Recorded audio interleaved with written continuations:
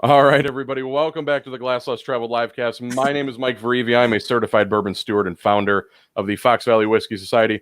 We're going to explore and introduce you to America's craft distilleries, microbreweries, industry insiders, and professional imbibers to give you the inside scoop on the things you need to be drinking. If you like what you're watching and want to help us expand, please visit our Patreon page at patreon.com/theglasslesstraveled. Don't forget to click the subscribe button. We're going to be doing this every week as we have for the past several weeks now. Tonight we're joined by Jolie. Jolie, I'm sorry. How do you pronounce your last name? Kasperzak. Kasperzak. Jolie Kasperzak, Marketing and Operations Director at Spirits of French Lick, and Alan Bishop, Head Distiller at Spirits of French Lick Distillery in West Baden Springs, Indiana. Guys, thanks for taking some time. I know you guys are an hour ahead of us, so it's 8 p.m. there. Yep. But thanks for spending an hour with us and doing some Q&A. No problem. Quick tech note though for you, just so you're aware and so the audience knows. Her last name is actually spelled exactly how it sounds, which is annoying. It's got a lot of consonants, like just one after another. That Right. My wife, she's Polish, and her maiden name is Karkowski, so it's real easy. But I've got friends that are like, I've got a buddy, my best friend, Mike Shimshak, and his is like SCZYCZMK. And I'm like, where do you even get that pronunciation from? Yeah. So it's nice that it's at least, I'll just call you Jolie. We'll call you Jolie. Yeah, that's perfect. That's my name and that works. Also, another tech note, I'm not the operations director of the distillery, just the marketing director. Just the marketing director. Yeah. We have a director of operations that oversees the whole company, and she's one of our owners. But I'm all up in there. You're all up in there. I'm all up in there. So for those of us who might not know about Spirits of French Lick, where did the name come from? What do you make? Where can we buy your products? Tell us the story. Give us the 411. Yeah, so the name Spirits of French Lick, that was when I came on, the Doty family, they've owned the French Lick winery since '95. And wanted to get into the distilling industry when Indiana's laws changed in about 2013. And so they had some ideas for names, and none of them were really catchy as far as most of us were concerned.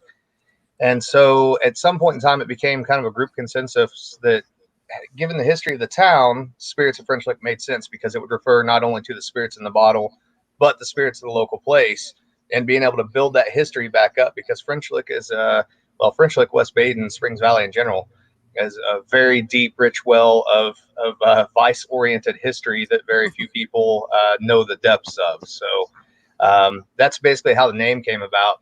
And then we, like any good brand, you got to have a good motto. So they probably made the mistake of hiring a distiller that is absolutely obsessed with his own convictions. And so the respect the grain thing came from running pot stills, and pot stills being about retention and concentration, and being able to approach bourbon production in a way that is much different than you might get from, something in Kentucky, one of the big guys in Kentucky. So it's all about the blend and balance.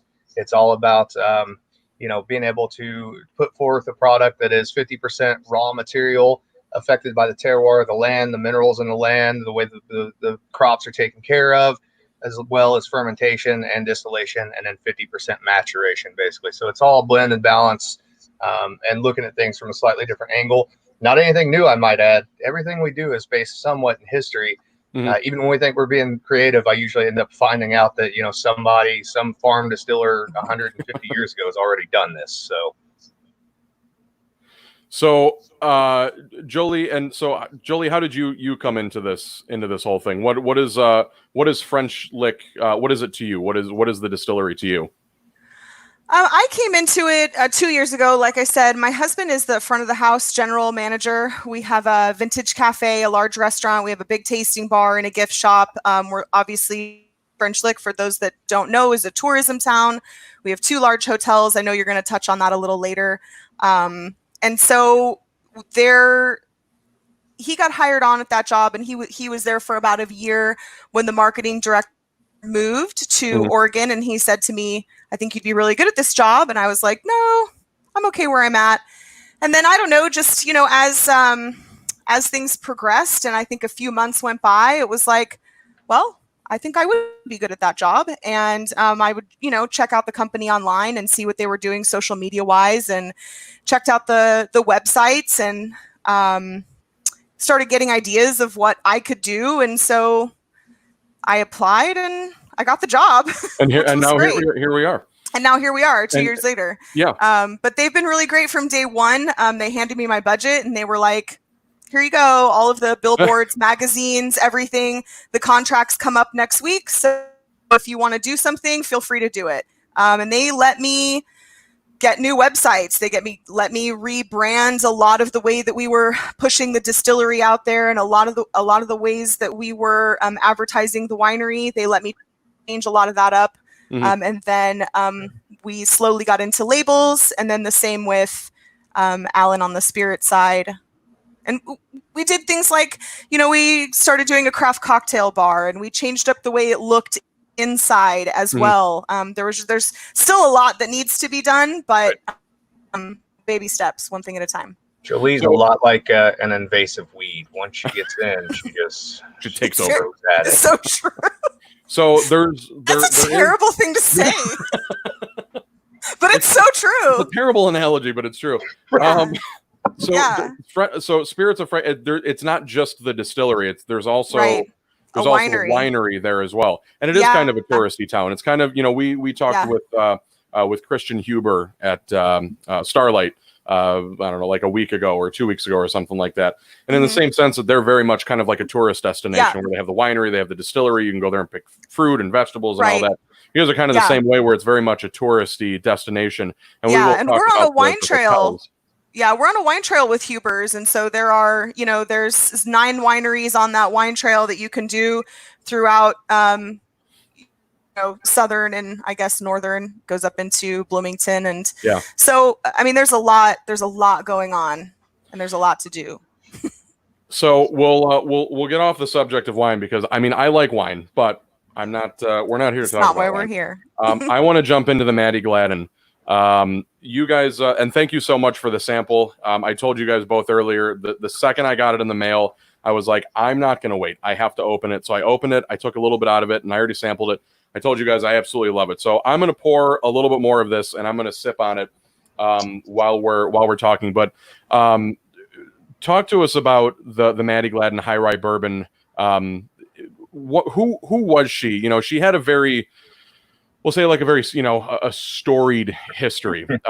Tell us about the product. Who was Maddie Gladden, and what led to the creation of this bourbon that I'm going to be pouring in my Glencairn and sipping on as we chat? First and foremost, let me preface this by saying that I'm glad that you went ahead and opened that sample, because Maddie wouldn't have wanted you to have waited either. So, Yeah, no, I didn't want to wait. No way. No way. I'm not like, I'm going to wait like 2 weeks for this. Screw that. I'm opening it. So this goes back to the Spirits of French Lick concept, basically. So spirit in the bottle as well as the spirits of local place. Maddie and Lee were kind of connected to some extent. Both were from Salem, Indiana, which is where I was born at, in the county that I'm from, Washington County. Maddie had worked as a housekeeper for Mr. Sinclair when she was a teenager, and she got married off, took off to Tennessee, and all these sort of vicious rumors started swirling about her when she finally came back to Salem, Indiana years later. Basically, they were accusing her of being the madam of a very prominent bordello in Chattanooga. Turns out when she finally did move back, that she was in fact a madam in Chattanooga as well as in Nashville. She was also sort of the mistress for A very famous person that we probably should know the name of. Right. P.T. Barnum. And apparently what seems to have happened, and this is all kind of in a fuzzy area. We know there was a connection there, but we don't know for sure exactly where she got her money. But it looks like probably P.T. Barnum paid her off to leave Tennessee and kind of get out of his hair. So she moves back to Salem, Indiana. She's with her third husband now, Percy Gladden, who is also her fourth husband.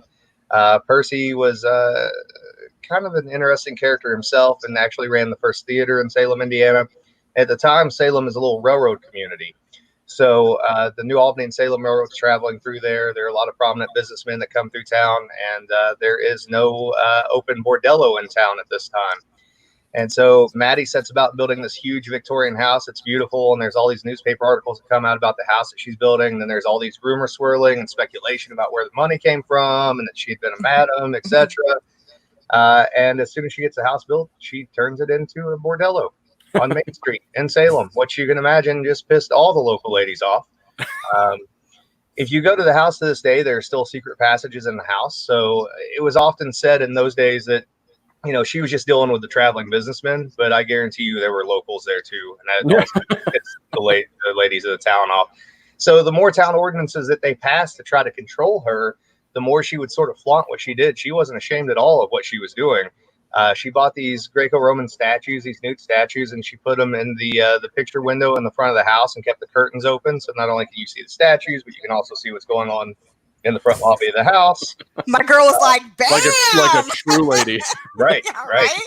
Every time they have a parade, it doesn't matter what the parade's for. Maddie's in the parade, and she's in the parade in style. So she's got a big black buggy. She's got all black riding gear for the buggy. The horses are great big huge white stallions. She has two ladies, presumably her ladies, sitting on either side of her, holding a parasol over her. And I've made the joke a few times now that I've not ever seen a whore on parade, but I would go to that show. So she was married 5 times. The third husband and fourth husband were actually one and the same.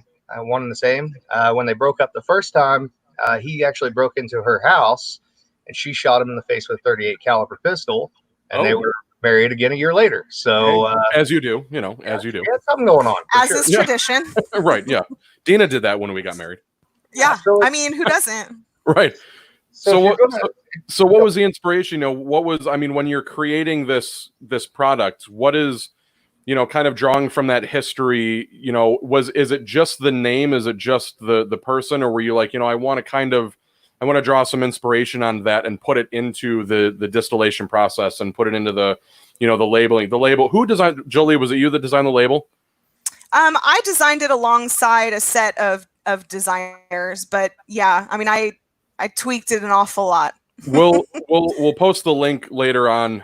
The label is beautiful, as is the Thank one you. for the Lee W. Sinclair. I also love There it is. that one. It's just so oh God, how do I put it? Eclectic. I mean, kind of like very Victorian, and it's knowing the story, that label with that font and everything just kind of fits. But what was the inspiration? What's the correlation there between Maddie Glad and the person and this very, very incredible? And I'm not just saying this because you guys are here. This is memorable. This has bumped up into my top 10. Like this is a memorable bourbon to drink. Like there's nothing about this that's very like one note or very kind of like the same as what everybody else is doing. Yep. This stands out, and this is really, really good.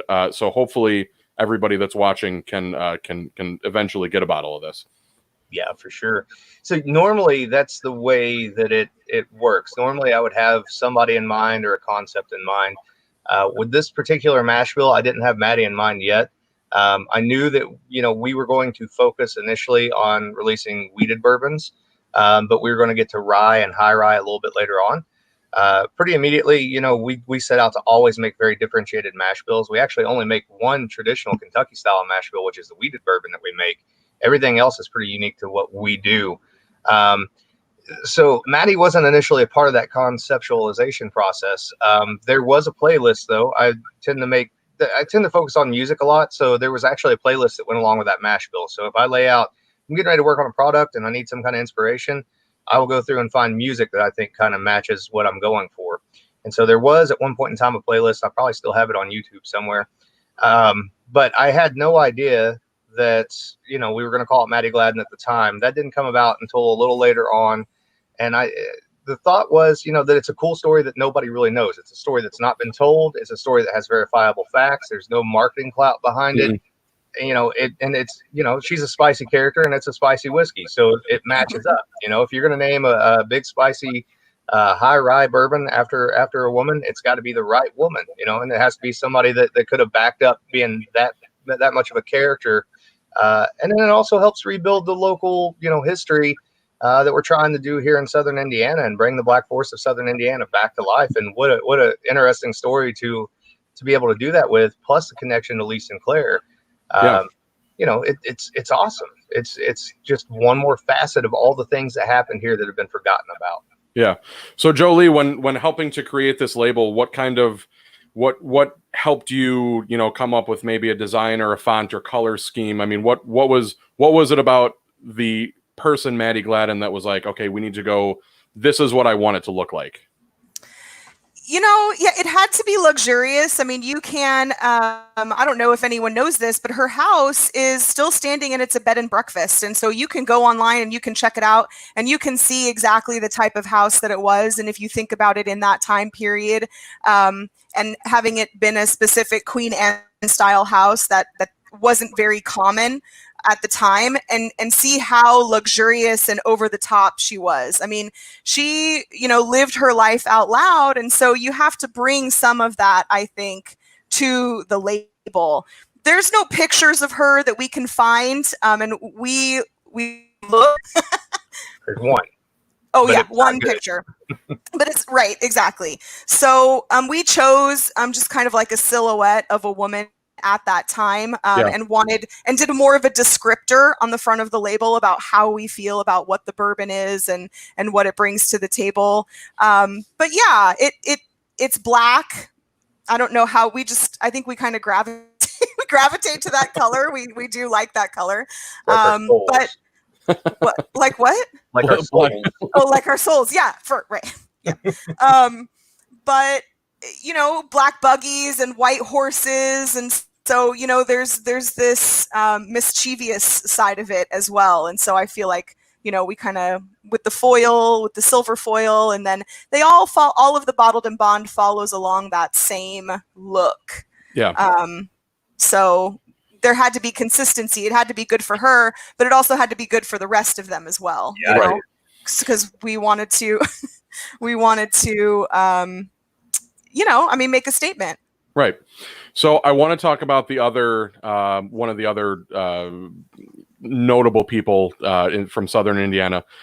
Lee W. Sinclair was an icon in West Baden Springs, Indiana at the turn of the 20th century, having built not one but two of the most luxurious hotels the Midwest has ever seen, both in 1901 and 1902, of course, after one of them had burned down to the ground. But the story there is actually pretty phenomenal in that there was some pretty new age kind of technology when it came to fire safety that he used on the hotel, which is really fascinating to read about. Tell us about Lee W. Sinclair and what inspired you when creating a whiskey bearing his name. Yeah, so I'm from Washington County, which is where Lee's from. He was from Salem, Indiana, and so Lee has always been very prominent in the history of Salem, Indiana. He was a well-loved businessman. He was well-loved in the community and well looked up to. But what really got me kind of interested in his story was several years ago when I was involved at the local historical society. I helped to rebuild and restore a house that was falling down that was owned by sort of his mentor, John A. Bowman. And Bowman led me to his story. And, of course, in Kentucky tradition, a lot of times bourbons are named after, different deceased characters. Sometimes they're based on actual facts. Sometimes they're not based on actual fact. But we had more than enough verifiable information about Lee, and his story is incredibly interesting, that it made sense to use it, especially being in French Lick, because I come from Washington County, went to French Lick to do what I'm doing. He came from Washington County, ended up in French Lick doing what he was doing, and arguably we wouldn't exist if he hadn't done that. Mm-hmm. He really created that valley from scratch, from really almost nothing at the time. And truthfully, the valley itself is actually swampland. So he was able to take the worst possible situation that you could be in and turn it into something incredibly profitable, that ended up by the 1920s. There were 9 hotels and casinos in that valley. So none of them were ever legal until the one that's there now. The casinos weren't anyway. So Lee's just a very driven character. He's somebody that I think people should know about. We're on Sinclair Street. Again, we wouldn't exist without him. So it made sense for that product to have his name on it. That mash bill in particular, 60% corn, 17 wheat, 13 oats, 10% malt. That was actually the first mash bill I ever came up with on my own when I first started distilling illicitly in my family. So that mash bill is also a Washington County native. So it made sense for all those things to sort of work together. Lee was also, and this is kind of an interesting facet of Spirits of French Lick too. There's a lot of superstition in Spirits of French Lick. There's a lot of superstition in that valley and a lot of haunting in the valley, etc. But Lee himself was actually a descendant of the Sinclairs from Scotland. And so Lee left a lot of little legacy things behind that were a little occult leaning. And so I think Lee would have certainly got a kick out of the fact that he's been immortalized as a spirit in a spirit. Yeah. What, so with regards to, was there anything like maybe in the mash bill, or was there anything that you wanted to specifically focus on, you know, when it comes to like the flavor profile, when you're like, you know, maybe I want to make it more like this, or I want to make it more like this, that he really inspired you to do? You had mentioned you set up a playlist. That's actually fascinating to me. I love the idea of listening to, you know, creating a playlist to kind of inspire you. Did you do that for Lee, and what was on that playlist? So Lee was a little different because it already existed as a mash bill. As far as the mash bill itself, and the reason I picked Lee for that particular mash bill again is because of the Washington County connection. The main thing in the mash bill that I wanted to introduce people to was oats and distillation for bourbon whiskey, because people don't think of oats anymore. Yeah. And that in the early days of bourbon, up until about 1855 or so, when low rectification columns still sort of start to come into play, and then with industrialization, oats were really, really prominent in a lot of bourbons up until that point in time, and that destroyed it. So I didn't have a playlist that fit Lee as far as making the mash bill. But there was actually a playlist that I was using at the time whenever we were distilling Lee, because we had another project that came out that was actually the same mash bill as our quote unquote white bourbon whiskey. Sometimes it's about making the right people mad, just like it is making the right people happy. And making a white bourbon whiskey definitely got the attention that we wanted one way or the other. So that one was a little more outlaw music sort of drive, just because it was a white bourbon whiskey. So kind of put yourself in the right mood. You're basically making moonshine without calling it moonshine. So, right. If I had to make one for Lee, I would say that it'd probably be pretty muse centric and possibly pretty Tool centric, more than likely, because of the, sort of the occult leanings of it, maybe a little typo negative, that kind of thing. So, you guys are both, and I don't know if this is the right word. You guans are both proud Indianians. Hoosiers. We'll say Hoosiers. So it's funny. So I type out all my notes on my phone, and I typed in Indianians, and it didn't correct me. It said it was a real word. I'm like, well then. Okay. Right now, somebody's like, it is a real word. Indianians. Right. Indianians is a. Jolie, being from Southern California, but finding your home in Southern Indiana. I'm curious as to what it is about Indiana, and more importantly, about the atmosphere at Spirits of French Lick that makes it such a special place for both of you. You go for favorite. Special place. I don't know. When I first moved to Indiana, the hotels, the dome was dilapidated, and it was sad. And there was a historical society that did tours around.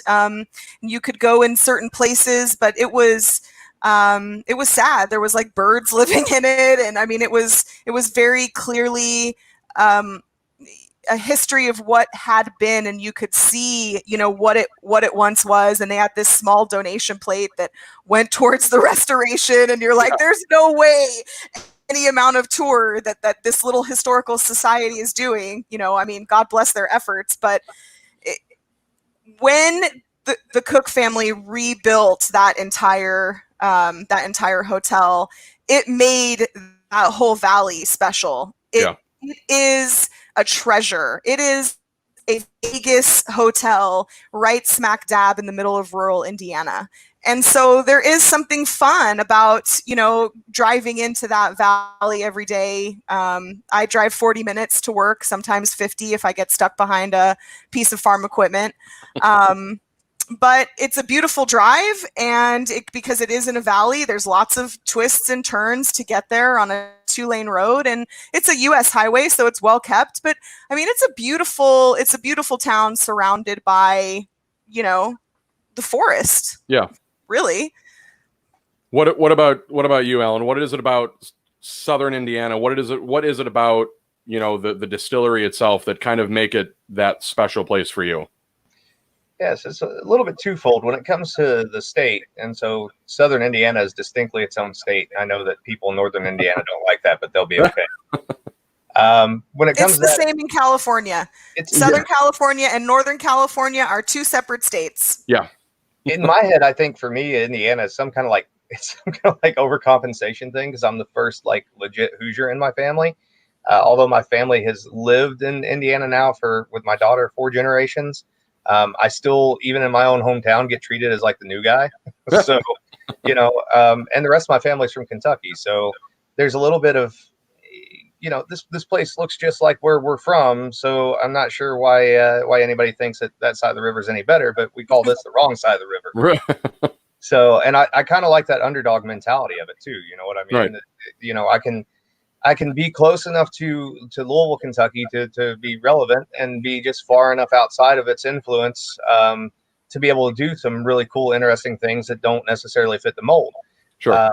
But more than that, for French Lick itself, it's the atmosphere of that place. So I tend to be drawn towards, I guess, kind of the darker histories and those sort of things. And there's, for me, to some extent, there's a little bit of an energy there that makes it a lot of fun. Sure. I mean, when you're dealing with a town where the visitor center itself, and here we go again, the visitor center itself is actually an old brothel. And it's it's true. It is. It's just it's a cool place to be. It's got a lot of deep history, and for me, I can feel it when I'm there. And for me, that's exactly where I'm supposed to be right now, and I can tell that's exactly where I'm supposed to be. Just like Jolie. I have a long commute to work. It's over an hour for me to get there. And I don't hate it. It's great. The worst thing I come across is Amish buggies, so there's not stuck on the bridge coming home every afternoon, waiting to meet my breaking point. I want to remind everybody who's watching, if you guys have any questions for Alan or Jolie, please comment. They will pop up on the screen. Hello to my buddy Wilson Torres. We chatted with him on Monday from Union Horse Distilling. Nice. Wilson, I did get your package today, so thank you very much. I'll shoot you a text on that later on this afternoon. But if anybody has anything they want to ask Alan or Jolie, please feel free to comment. Alan, myself, and others watching tonight follow you on social media and see the passion you have for not only the art, but the science of distilling. How did you get a start in distilling, and what led you specifically to where you're at now? I grew up around it. So I grew up on a family farm, and I tell people sometimes that I was kind of born in the vice because I grew up on a tobacco farm that also made moonshine. So, one way or the other, flip the coin, I'm going to be doing something in that vein. So, I didn't myself get just kind of tangentially interested in distilling until I was about 15. And the reason for not being that interested in it before is because, I was a kid and it was part of farm life. I didn't realize it was something that was, illegal or had any kind of romantic story to it. It was just something else that we did to make money for Christmas or to pay property taxes. So when I was about 15, I got kind of tangentially interested, and my dad and my grandfather helped me build a little 10-gallon still, and then they refused to tell me how to do anything with it other than don't blow myself up in the backyard and bring them something that was worth drinking. I don't know if that's a good that's good love right there, Alan. Parenting, but it is what it is. Totally something old Dale Bishop would say too. For sure. 100%. The beautiful thing about it was that they didn't try to tell me how to do anything, because that meant that I wasn't sort of corrupted by there's only one way to do this, and this is how you have to do it, and this is why you have to do it that way, which also means that I've probably learned about 2,000 wrong ways to do things. Mm-hmm. And I've probably certainly made almost as much bad whiskey prior to Spirits of French Lick as I have made good whiskey at Spirits of French Lick. But it's all in the learning of it. So I didn't really get real into it until I was in my mid-20s, and then I got way too into it. And my now wife, who was my girlfriend then, basically told me I needed to get myself together and get a job doing this legally, or she was out. Yeah. So worked at another distillery for a couple years as the distiller, and got the call to come over to the right side of the river, and I was already 1 foot out the door when that call came. And so when I found out it was French Lick and it was Indiana, it was, I'm quitting this job tomorrow, and when can I start? So I think that answered it. So you have kind of, you had mentioned that's really kind of a good way to look at it, that, you weren't given kind of like a playbook, so to speak. It was just like, here's this thing, go at it. And I feel that's kind of very representative of kind of still how you operate, especially with, and we'll talk about this a little bit later with some of the other ingredients that you choose to put in, different whiskeys in the mash bill. I want to talk about one whiskey in particular. Yesterday on social media, Spirits of French Lick announced a project they both worked on, a high rye bourbon finished for 6 months in port casks called Unpretentious. Alan, you said on Facebook, this is in fact the most dickish thing I've done in the industry, and I couldn't be prouder of it. Tell us about that project and what inspired you both when not only creating the whiskey in the bottle, but Jolie for creating the label, and how you go about marketing this product. Because this is, I find this actually, what you posted yesterday, I found actually to be really kind of interesting. And you had mentioned some music earlier. So tell us a little bit about Unpretentious. Yeah, so this one's kind of funny. This one wasn't like really planned at all, which is what kind of made it fun. So we had an account that we were working with at one point in time that had served basically single barrels of port finished bourbon, and no judgment to anybody whatsoever, I'm not a fan of port finished bourbon, and so I had said forever that I was not going to do it. It would not happen. There's no way it's ever going to happen. And the salesperson at the time talked me into doing it. Well, then the account kind of turned under on us, and so we ended up with 2 barrels of this port finished bourbon, which is really good. I actually really like it. I hate port barrel finish. The Unpretentious idea, I think, it basically came from Jolie, and I are pretty snarky people. You can't tell. And so the one thing that I love the industry passionately, but the one thing I hate about the industry is how far up their own asses a lot of people in this industry are. And it drives me crazy. Listen, bourbon can compete with scotch. I don't have any doubt about that whatsoever. Mm-hmm. We do not need the attitude that went along with scotch. It's a blue collar drink, and that's what it should be. It should be a blue collar drink. It shouldn't be treated as anything else. It should be made for people who are busting their knuckles 40 or 50 hours a week. So there's a part of me that, I have to play nice, obviously, when I'm out in public, and I have to play nice whenever I'm talking about historic products. But I certainly think that it's okay, when Jolie and I have enough of a sense of humor about us to be able to poke fun of ourselves for doing something we said we wouldn't do, and to some extent you poke fun of the consumer because they're laughing at it too. If you can't laugh at yourself, what can you laugh at? So, and that's what makes it fun. It's sort of irreverent, and it's making a joke that everybody understands because they all see it, and getting a kick out of it, and getting good product on top of it, plus a stark label that is a rip off of a Cure album cover, that has no tasting notes whatsoever. Literally has bullet points on the side, and the definition of Unpretentious, which is the most pretentious thing you could possibly do, especially when you put a box underneath it with a number. Yeah. So, Jolie, can you hold up? You have the bottle right there. Can you hold up the bottle? Yeah. So this is what we're talking about. This is this is Unpretentious. When it was like I said, it was announced yesterday, and Alan, when you and I are friends on Facebook, and you had posted about it, and I saw that, and I was like, that's like the perfect thing for you to say. Right. I think we're all, the bourbon community is kind of, we have a lot of mutual friends in common, and I see all the stuff that you post, and I'm like, I don't know you very well, but I'm like, I feel like that's something that he would say. There's more snark coming for one-off projects in the future, and some of it is super snarky. Yeah. We just don't take ourselves very seriously, and I think that's part of why we work together so well too. Is that we talk about everything, and we definitely can be serious, and we are serious when it comes to the products we put out and how it's received, but yeah, everyone knows the joke. It's like pinkies out. Right? Yeah. It's alcohol. Anytime sip pinkies out, everybody. Right. And $1,200 secondary right now. Yeah.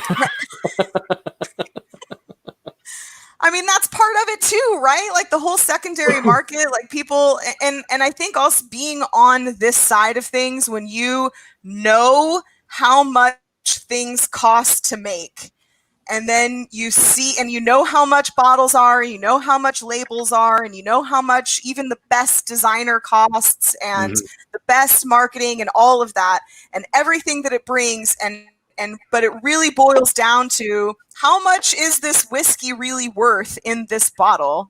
Right. You know? I'm laughing at the comments, guys. I'm sorry. It's awesome. I know. Wilson, have you guys had a chance to meet Wilson? And I don't think so. Wilson is a guy you gotta meet. Maybe we'll do an episode one of these days where we all get on. He has a very similar sense of humor. We should do this.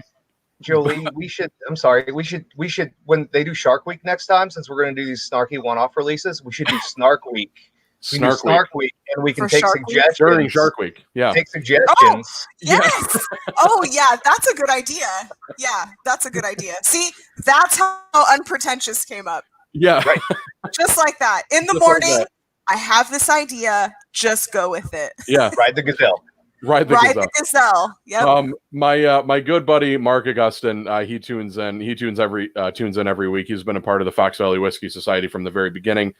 He wants to know, is Spirits of French Lick distributed in Illinois, and do they sell samples, packs / gift sets to try different spirits in the lineup? So no gift packs just yet, and we just opened up Illinois through spirithub.com. And then soon we will be in Total Wine and Spirits in Illinois as well. Yes, and we will have distribution in Southern Illinois through Show Me Spirits. Show Me Spirits. Yep. Yes. Yep. Okay. It's coming. Single barrel going to the Total Wine and Spirits. We're working on it, guys. So we're working on it. Yeah. Everything in due time. Spirits of French Lick is known for, among many other things, being the largest pot still distillery in Indiana. Talk to us a bit about the still you use to make not only bourbon, but other spirits like brandy, rum, gin, vodka, and absinthe. Yeah, so I am a devotee of the pot still distillation methodology, and I think to some extent people have a sort of idea in their head what that is, but it's certainly more complex. It can be far more complex than what people realize it is. Even in like Scotch single malt whiskey, rarely are those guys running just straight pot stills. There's other cool things that can happen there. Anyways, the long and short of it, so we focus completely on double pot still distillation for all the bourbons. The only thing that we run any column still stuff for is for the vodka, the base for the absinthe, gin, and aquavit, and even the aquavit and the absinthe have a little bit of oat whiskey that's pot distilled in there. Mm-hmm. So we basically have 4 different stills. They're all named after their characteristics. They're all named after women because pot stills are curvy, and in my estimation, women should be curvy, at least the ones that I like. So the long and short of it, 1,200 gallon stripping still, stainless body, copper head. Stainless actually plays into our flavor profile. It takes longer to heat up and takes longer to run, and therefore we're breaking down more long chain fatty acids into esters and phenols, the flavors that you're going to get in your finished whiskey. Her name is Lilith, named after the first wife of Adam, because out of all the stills I've ever run, she's the biggest pain in the ass of all the stills I've ever run. Oh my God. So, Diana, which is a little 1 gallon pot still we use for prototyping. She gets used to prototype all of the botanical spirits before we scale them up. She's named after the Greek goddess of beauty. Sophia, which is kind of our Swiss Army knife of distillation. You imagine any product you want to in the world, and we can replicate it on that system. 350 gallon alembic, offset gin basket, offset whiskey column, 8-plate, offset vodka column, 12-plate, shell and tube condenser, named after the Gnostic goddess of wisdom. And then the big girl, the one I spend most of my time with, the big doubling still, is a hybrid, 650 gallon, 4-plate column on top. We don't run the column actively. We never do that on any of the bourbons for anything. We just use natural reflux. That just comes from the top of the still being cooler. She gets used for all the barrel-aged bourbons, whiskeys, etc. And her name is Inanna, named after the Babylonian goddess of wheat and fertility. So everybody's got a name. Yep. Everybody has a job to play. If and again, I want to mention, you guys keep up the comments if you guys have any questions. Mark, if you guys have any questions, I want to talk a minute about the kind of some of the more interesting things that you guys do. Alan, you created a new hybrid open pollinated strain of heirloom corn you call the Amanda Palmer variety that is used in your estate bourbon. In addition to this unique variety of corn, you also use oat, kasha, and buckwheat when distilling in your copper pot still. During my research for this interview, I realized that we don't actually have enough time to talk about all of the things that set French Lick apart from other craft distilleries. Things like having your own grain mill on site and creating Indiana's first commercial absinthe. Talk to us about the importance of spirits of French Lick being as unique as it is amongst the ocean of other distilleries that are out there. Right. So this place, Jolie and I have been having this conversation the past few days about hashtags because they're super important to the marketing, especially when you're trying to do what we're doing. So one of the hashtags is set the standard. And that's not us trying to say that we're better than anybody, because it's not the case whatsoever. That's us simply saying that if you're going to be a craft distiller, you got to step up to the plate and you got to do something different. Nobody is going to come to you and buy your $60 bottle that tastes exactly like Old Forester. It's not going to happen. There's no reason for it. So you don't need to mimic the big guys to be successful. You don't need to be doing what they're doing to be successful. You don't need to do that to get attention. What you have to do is you have to be, especially if you're in Indiana, you have to be doing something that's way different from the big guys, at least on par with some of the big guys. Did you guys hear that? That was incredibly loud in my headphones. My computer just went off. Sorry. Scared the crap out of me. Anyways, no one heard it. UFOs, dude, probably. UFOs are ghosts. Right. Yeah. You have to be able to sort of draw outside of the existing box that's there. And you shouldn't be afraid of it. I mean, a lot of times if somebody says, why do you guys do that? And, the response is literally, why wouldn't we do that? Because we can. Right. Yeah.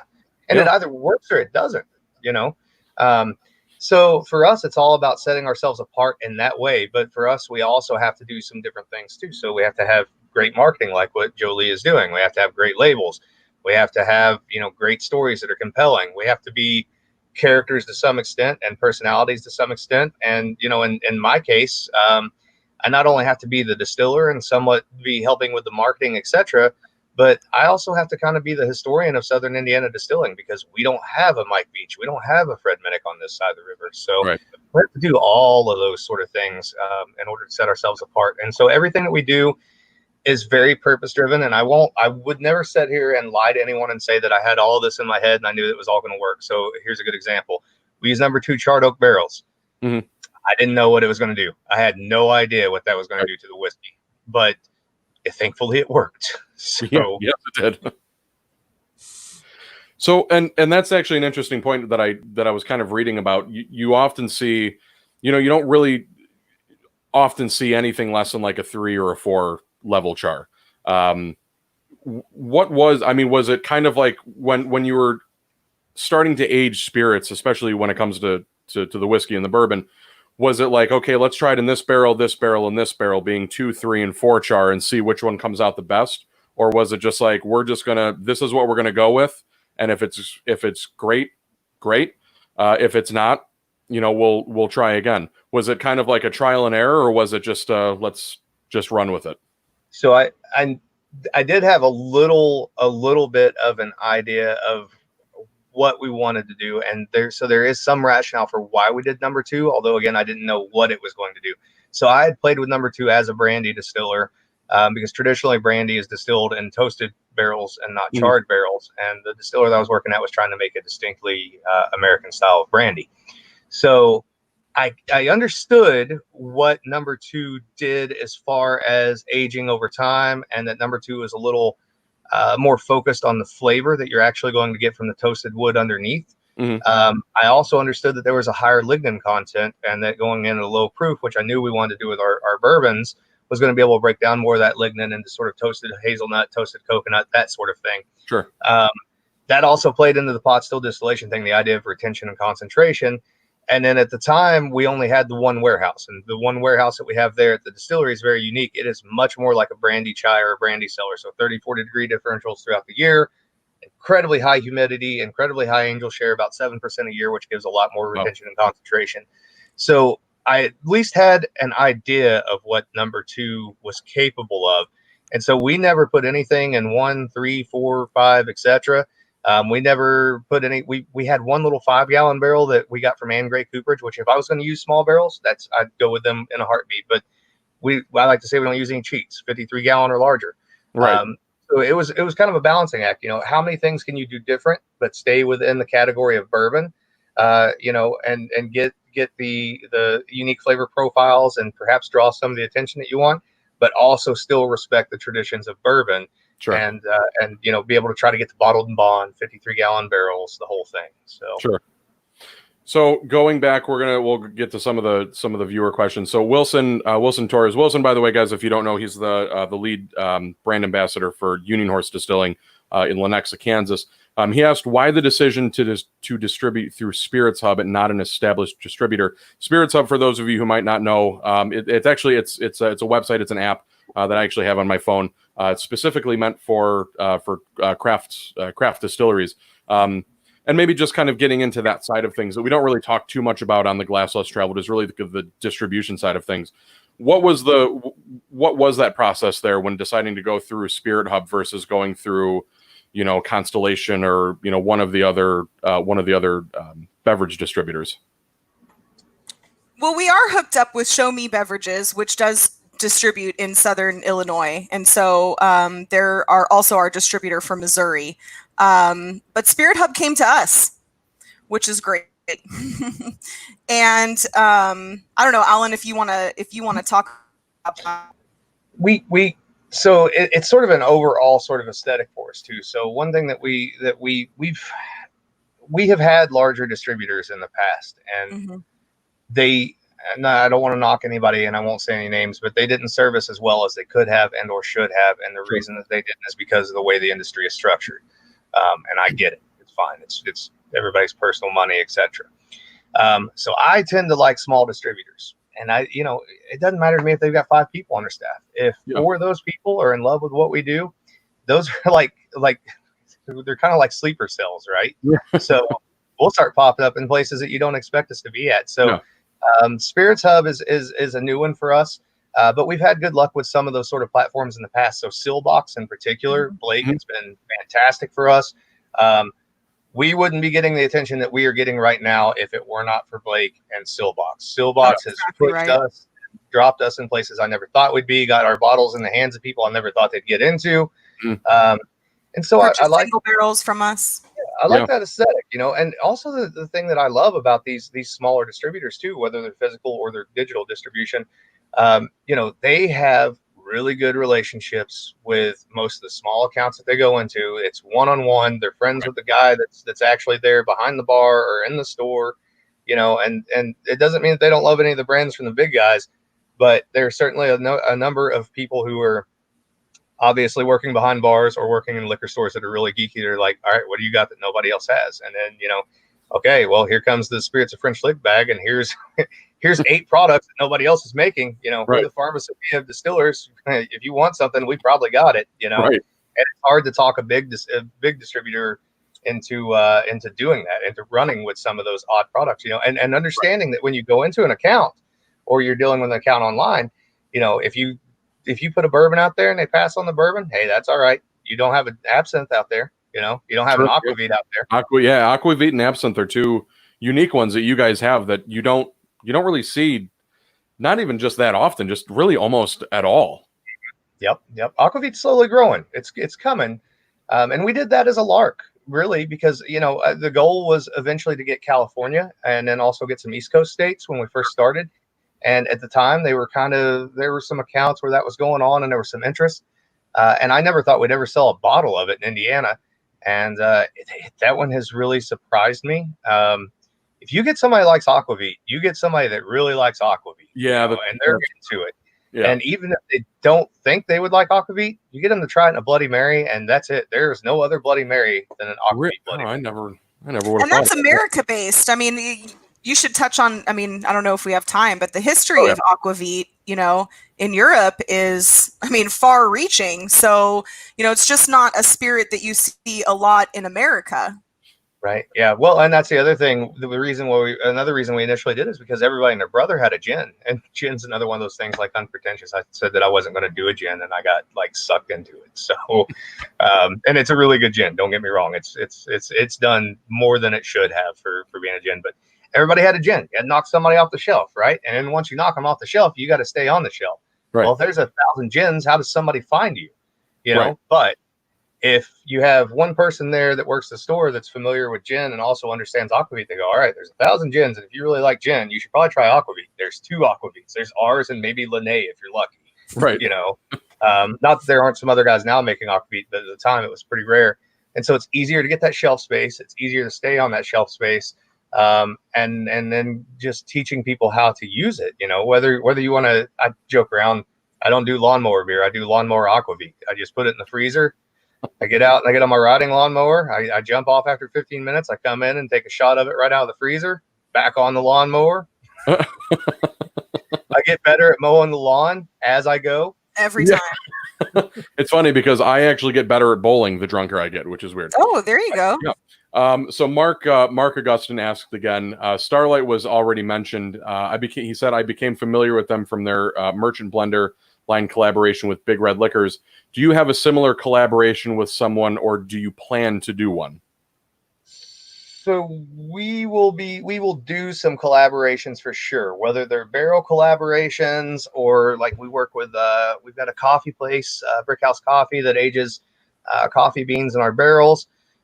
There's been some discussion amongst some of a handful of craft distillers about doing a project that might cross state lines where you would take, you know, if I'm in Indiana, I would have a blend that would be 60% my whiskey, 20% somebody else's, 20% somebody else's, blend it to my specification, and then they would each do that for themselves. So 60% theirs, 20-20, 60-20-20, and then take the barrels, actually have them recouped with staves from all 3, so you have 3 unique expressions, etc. And that'll probably still happen at some point in time. We'll see. I mean, we have so many unique things already in the warehouse. Like, you know, we don't have time to get into all of them, but like I forget what we have until I start walking through the warehouse and looking, and I'm like, oh yeah, what am I going to do with that? Where's that going to go?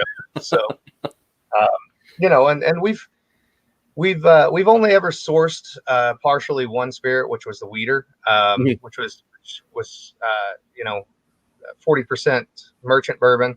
We'll never source anything ever again, ever. It's at least as long as they employ Julie and I would say. It's going to be 100% ours, and we'll be 100% proud about it and snarky about it. Always be snarky about it. Jolie, being involved in the marketing of such an incredibly unique place like Spirits of French Lick has to be such an incredibly fun job. Between telling the history, creating visually stunning labels, and creating great social media content, your job takes you all over the distillery, getting to experience some pretty cool things along the way. What would you say stands out among the most memorable for you being at Spirits of French Lick? Shut up, Alan. Getting locked in the spirits cage today. I knew you were going to say that. Today. I knew you were going to say that. I got today. I was getting more unpretentious to label because the first shelf that I put out sold out in one day. And Alan and his dad, or I don't know if it was maybe just Dale, locked me in the frickin' spirits cage and I couldn't get out. We also got it on video. Yeah, and it's on video.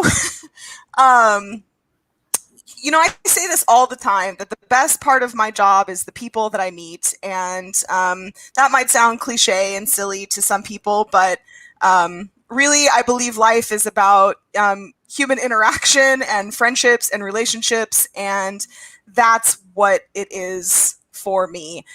I love my job because I'm a creative person and I went to school for art and I've had graphics jobs before. And so I'm extremely creative. And so there is a huge creative energy at the distillery and at the winery. I mean, you guys say you follow Alan on social media, so you see how passionate he is about his job. But we have a lot of fun. We do. We have a lot of fun, and that is really what keeps me going back every day, and not just on the distillery side, but the winery side as well, and the front of the house. We have in the kitchen, our kitchen crew is phenomenal. I love our kitchen manager to death. Anybody that knows kitchen people knows that they're twisted. But I mean, we're a bunch of little weirdos under one roof, and it works. And I love that.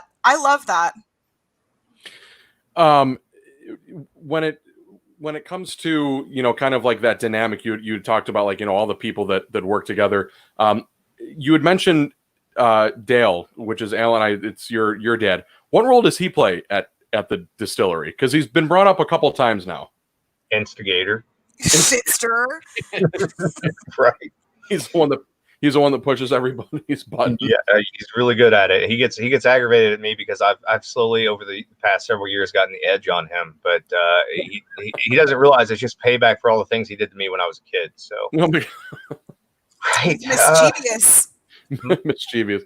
Guys, we are coming up on the hour. We're having some great interaction. You guys, if you have any other questions, please be sure to comment. We'll post them up on the screen. Wilson just said, did he just spark up? No, I didn't. If I thought I got away with it, but the night is still young. So this actually worked out to be a perfect hour. Like I said, if you guys have any other questions, please feel free to comment, whether it be about distribution or mash bill or distilling or anything for Jolie or for Alan. I'm always fascinated with people's stories. I get to talk to a lot of interesting people doing the Glass Less Traveled, and while I haven't had a chance to share a glass of whiskey with most of them, getting to spend an hour with you two has been a wonderful experience. And I'm always curious to know, why whiskey? What is it about whiskey or spirits in general that draws you to this industry? Oh man, it's for me, and obviously our answers here are going to be way different. For me, it's not only the heritage and tradition of my family, which is pretty pretentious, right? So the next answer is even more pretentious. It's literally more of that spiritual sort of thing. So it's all the ties that distilling has to occult rites back whenever it was first started, and the Dionysian cults, and then passed down through the Rosicrucians, etc. It's the idea that you can create a substance from one thing. You can take one thing and turn it into something completely different, and the substance from which you create from it brings joy and happiness to people. And it doesn't matter if it's spirits or if it's perfume or what, any of those spirit alchemy sort of things. That's what drives me. It's also that distillation is inherently agricultural, and at heart, I always think of myself as a farm distiller. We don't grow all of our own grains, obviously. I wish we could, but I still farm a lot, and I still play around with agriculture. And so for me, distillation and agriculture are absolutely inseparable from one another. And it's always a joy, as a farmer, to plant a seed and watch the plant grow and be able to harvest it and be able to enjoy it. But to be able to take it to the next level, and to be able to take the essence of what that thing was when it was in the field and it was ripe and it had a certain aroma to it and a certain feeling to it, that's the magic of distilling for me. Sure. And that's probably what drives me more than anything else. Sure. Jolie, what about you? I didn't know anything about whiskey when I came into this job. And so what keeps me here, maybe more so than what brought me, is the creativity of it all, and the freedom that Alan and I are allowed to have. And I mean, there is 1,000 different ways. People don't think so, but there's 1,000 different ways that you can do this. And that's what we do, and that's what we're good at, and that's what keeps me there. It's Sure. different. We've got freedom because you can't put me in a cage. And that actually kind of might answer the Silver Lock Whiskey Club. They join in from time to time. They asked, sorry, not familiar with the spirits of the French lick. They joined a little bit later in the show. You can always rewind. But they asked what types of spirits do you make, and what makes you different. Before we can go over the hour, it doesn't really make any difference. There's no time limit on this thing. The portfolio that you guys have is pretty pretty expansive, especially considering, the absinthe aspect and the aquavit. I'm actually curious myself if you guys, being a winery, if you guys have any plans on getting into grappa. I was just introduced to grappa recently, and for some reason, I don't know why, maybe it's the Italian in me, I love it. But we'll talk about that later. So let's maybe talk about the portfolio, what you guys have to offer. And we already talked about what made you different, but maybe we can touch on it a little bit more for Silver Lock Whiskey Club. Yeah. So I always tell people, and I mentioned this a little earlier, but it's all good. I always tell people they're pharmacopoeia distillers. So we got something for everybody. It might not fix it, but it'll make you forget about it. So, we've got 4 main pillars, and the 4 main pillars are bourbon, brandy, botanical spirits, and American whiskeys. And that brandy does include a very small amount of grappa from the estate grapes from the winery, only because those guys were getting rid of that stuff by putting it down the drain. And I was bored on a Tuesday, and I was like, "Where's that? What do you do? What? No, bring that back here, and I'll run it through the still." So we've got a few barrels, not a lot, 3 barrels I think total.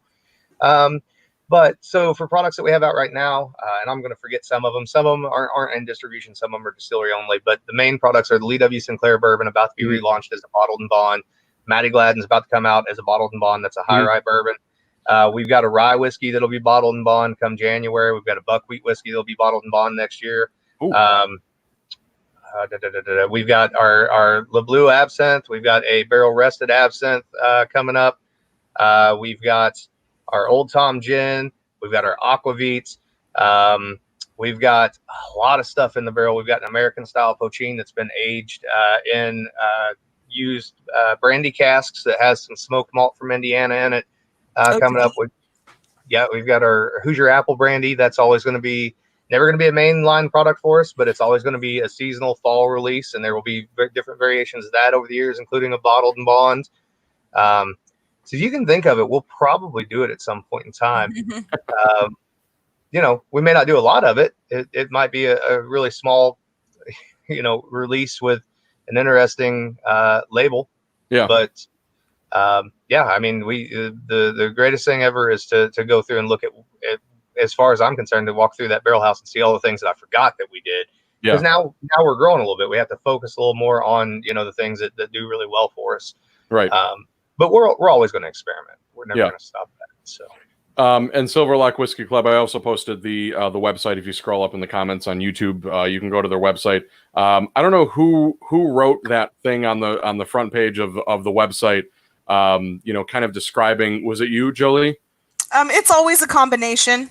We never go at anything. A lot of times, Alan will write down his thoughts, and then I go in, he hands it to me and says, "Please edit this." And I go in and edit it, make it pretty, add sentences, take away sentences, or if I write something, if I write something, then I hand it to him and say, "What do you think about this? Should we add or whatever?" It's a collaboration. I ramble and she fixes the rambling, and I'll be honest with anybody who's watching this. I legitimately, Spirits of French Lick would not be where it is now, and I wouldn't be where I am now if I weren't working with Jolie. So she's kept everything in line. So I still don't like you. Stop locking me in cages.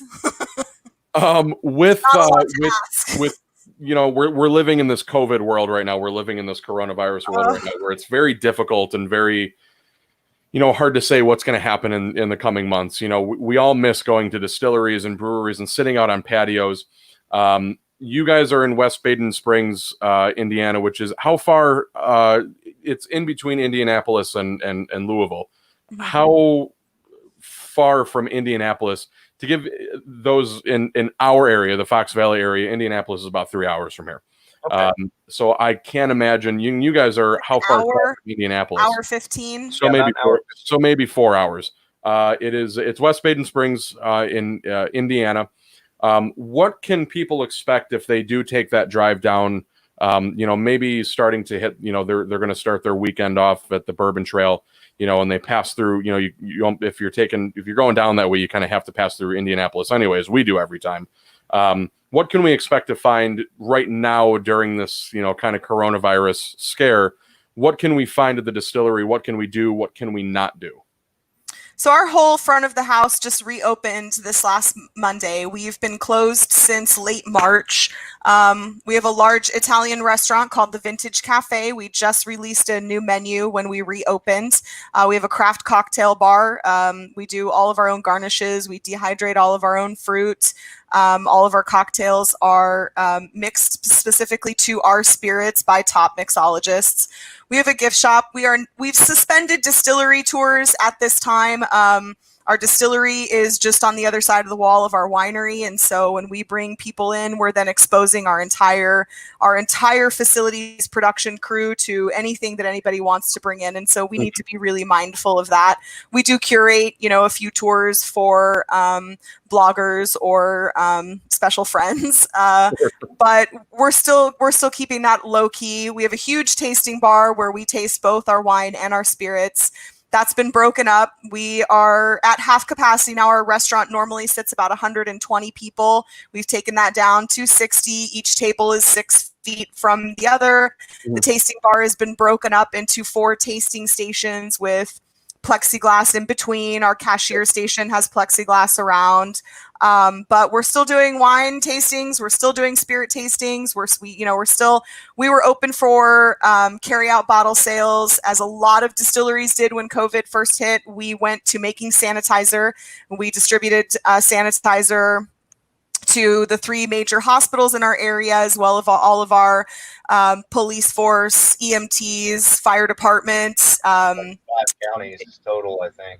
Right. Yeah. Wow. I mean, we went hard and heavy on that for a while because there was such a need for it. I mean, when a hospital calls you and says, "What can you do?" Right. So we're just starting to get reopened into that. And so as the casino reopened this last Monday, and that's, I think, what kind of the town was waiting on, because we are a tourist town and we do depend on those hotels and what I see. I had something I was going to add when you get done. So I don't know a whole lot. I mean, there on a normal time, there's animal encounters, go-karts, indoor water parks. I mean, it's a really crazy Animal encounters. Dina, did you hear that? Yeah, Will Stem Ranch. Look it up. They have like elephants, bears, giraffes, the whole, just it's crazy. And then I think they're starting to do like a drive-through kind of wildlife experience as well. Yeah. So it's really interesting. That's going to be neat to see as the town starts to reopen. We have chainsaw carving Cool in our museum, town. great museum. What was the animal one called? Will Stem Ranch. Will Stem Ranch. Mm-hmm. If you go to visit FrenchLickWestBaden.com, that's our local county visitors bureau, you can see everything that there is to do in French Lick West Baden. French Lick West Baden is separated by a stoplight. So they are right next to each other. You drive from one right into the other. It's not like, we're these 2 major towns. It's, it's 2 small itty bitty towns. You can only tell the difference in the wintertime whenever the road crews come out, because one of them does a really good job and the other one doesn't. So 2 separate police forces. They're small, but there is a lot going on. So is it a 7-day-a-week thing, or is it just limited to like Friday, Saturday, Sunday right now? We are open Sunday through Thursday, 11 to 5, and Friday and Saturday, 11 to 9. We used to take reservations for large groups. Since we have had to cut down and do half capacity, it's first come, first serve for everything. And we're going to keep it that way for a while. We're not going to be adding back in our tables right away. We're just going to kind of wait and see how this goes. Wintertime is a slow time for us anyway. So we missed half of our season, which is really sad. The good thing that people aren't talking about with COVID is that this gave us a chance via social media to connect with our customers on a whole new level. Whole new level. In gym shorts. Mind you. Yoga pants. Yeah. I mean, it's all social media all the time. And I've gotten to know so many people that are so supportive of us and Indiana bourbon and small distilleries and craft wineries, and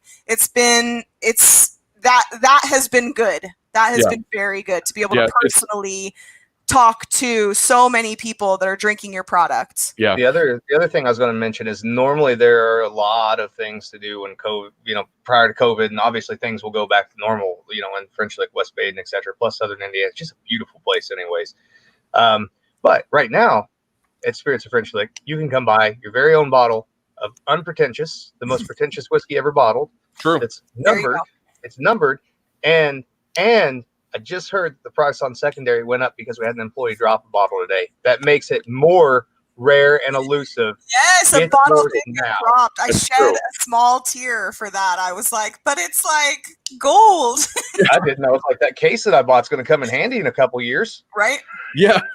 Yeah. So we will we'll have to come down. My good friend Maggie, that's Miss Shamrock 77, and her husband Dan. They actually make furniture and signs and all this really cool stuff out of bourbon barrels. Yeah. So I'm sure Awesome. they would love to get a hold of some of your empty barrels. And Maggie, yes, spiritsofFrenchlick.com. yes. So Maggie, yes, we will definitely plan another road trip down to Spirits of French Lick and spend some time not only down there but at Starlight and all these other wonderful places.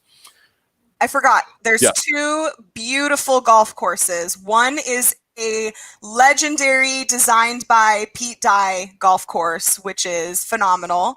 And then there is the Donald Ross course. They hold the senior LPGA tour at both of those. Unfortunately, that got canceled this year. Yeah. But if you are a golfer, it's amazing. We'll have to go hit some. I can't remember what they call it. I gotta hit. I don't know. Hit the whatever it is. Hit the links. Hit the links. Barely Hit put the my links. pants That's on. what it is. Please don't stand up. Please. Jolie, Alan, I want to thank you both so much for joining me on the Glass Less Traveled. I started the show to introduce more people to the craft industry, whether it be craft distilling or craft breweries. And I have to say it's been incredible spending an hour and 11 minutes with both of you to learn more about Spirits of the French Lick. I know everybody that joined us tonight also appreciates it. I certainly look forward to visiting the distillery soon. We will absolutely have to get down there and spend a weekend together. I hope we can share a bottle or a glass of whiskey or a cocktail together soon. Do either of you have anything to share before we end the show? Yeah, you can find us on social media. Our website is spiritsofFrenchlick.com. We are on Twitter at spiritsofFL, on Instagram Spirits of French Lick, and on Facebook Spirits of French Lick. Sealbox.com has a new single barrel from Spirits of French Lick right now. So be sure to order that. Sealbox.com, SEELBACHS. Yep. Right. So we'll put that. We'll put that in the comments. Thanks to everyone who tunes in each week, follows us on Facebook, Instagram, subscribes on YouTube, and supports us on Patreon. I want to thank everyone who interacted and asked Jolie and Alan questions tonight. Silverlock Whiskey Club, Wilson, Mark, my good friend Maggie. We appreciate all your support. We will be back next week with Boot Hill Distillery from Dodge City, Kansas. No date has been set yet, but we'll keep everybody posted. As usual, everybody have a wonderful week and a fantastic Whiskey Wednesday. You two stay on for a couple more minutes. Everybody, we'll see you next week. Cheers. Later, Bye. guys.